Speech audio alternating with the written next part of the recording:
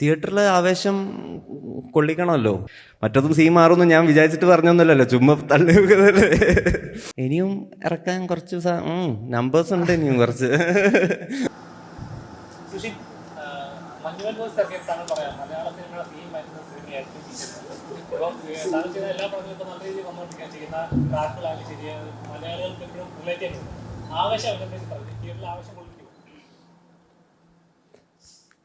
Camera മൊത്തം ഇങ്ങോട്ട് വന്ന് നോക്കി.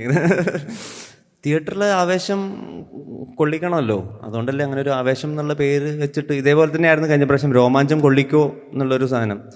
അപ്പോഴും എനിക്കൊരു എക്സൈറ്റ്മെൻ്റ് ഉണ്ടായിരുന്നു, രോമാഞ്ചം കൊള്ളിക്കും എന്നുള്ളൊരു സാധനം. ആവേശം ഉറപ്പായിട്ടും ആവേശം ആക്ച്വലി ഫുള്ളി എൻ്റർടൈനറാണ്. മൊത്തത്തിൽ ചിരിയും പരിപാടിയൊക്കെ ആയിട്ട് ഫുള്ളി എൻ്റർടൈനർ പാക്ഡ് ആയിട്ടുള്ളൊരു പടമാണ്. അതിൻ്റെ അകത്ത് വേറെ അൺഎക്സൈറ്റ്മെൻറ്റ് എന്നല്ലേ പറയാം, അങ്ങനെ അത് ഉണ്ടാവാൻ സാധ്യതയില്ല. എക്സൈറ്റ്മെൻറ്റ് ഉണ്ടാവും എന്നുള്ളതാണ് എൻ്റെ പ്രതീക്ഷ.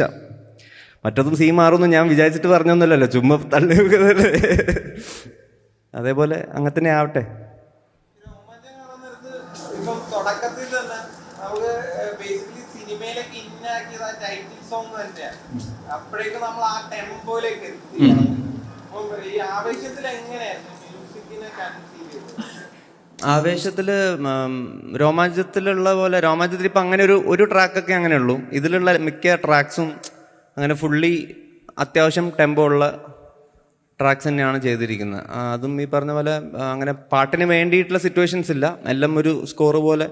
നമുക്ക് ഈ പറഞ്ഞ പോലെ 8 പാട്ടുണ്ടത് ഉള്ളത് അങ്ങനെ പടം കാണുമ്പം അറിയില്ല, ആ ഒരു 8 സോങ്സ് വന്ന് പോകുന്നത്. ഈ സിനിമയിൽ ഒരുപാട് റാപ്പ് ഒരുപാടില്ല, എന്നാലും ഉണ്ട് 2-3 സോങ്സ് റാപ്പായിട്ടുണ്ട്. എല്ലാം മലയാളം, ഇംഗ്ലീഷ് ഒരു സോങ് മാത്രം ഇംഗ്ലീഷാണ്, ബാക്കിയെല്ലാം മലയാളം. സൗത്ത് ഇന്ത്യൻ എനിക്കറിയില്ല, ഞാൻ എങ്ങനെയൊക്കെയോ മ്യൂസിക് ചെയ്തു പോവാ. സുഞ്ചേട്ടാ, ചേട്ടാ ഒരു ഇൻ്റർവ്യൂവിൽ മുമ്പ് പറഞ്ഞിരുന്നു ആവേശത്തിലൊരു അർജുൻ അല്ല അനിരുദ്ധ് ടൈപ്പ് പിടിച്ചിട്ടുണ്ടെന്ന്. അപ്പോൾ അത് നമുക്കൊരു പരിധി വരെ ഇല്ലുമിനാറ്റിൽ ഞങ്ങൾ കേട്ടു. അപ്പോൾ ഇനി അതിനെ വെല്ലുന്നൊരു സോങ് ഇനി നമുക്ക് ചിത്രത്തിൽ പ്രതീക്ഷിക്കാമോ, ആ ഒരു വൈബ്?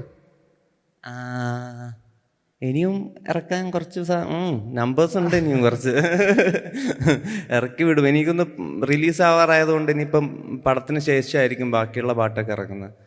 എല്ലാം ഇങ്ങനത്തെ ഒരു വൈബാണ്.